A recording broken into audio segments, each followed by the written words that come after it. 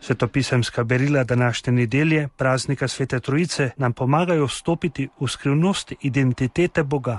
Drugo berilo pa nam predstavi voščilne besede svetega Pavla, skupnosti v Korintu. Milost Gospoda Jezusa Kristusa in ljubezen Boga in občestvo Svetega Duha z vami vsemi. S temi besedami je papež Frančišek začel današnji nagovor z okna apostolske palače na trgu svetega Petra. Po molitvi angelovega češčenja in blagoslovu je sveti oče spomnil na včerajšnjo beatifikacijo Italemela v La Speziji. Ta, če rečemo apostolov blagoslov, je sad njegove osebne izkušnje Božje ljubezni.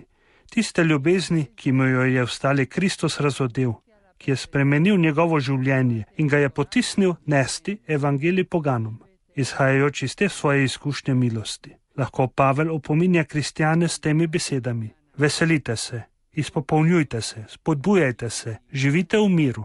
Krščanska skupnost, ki kljub vsem človeškim omejenostim lahko postane odsev občestva Trojice, njene dobrote in lepote.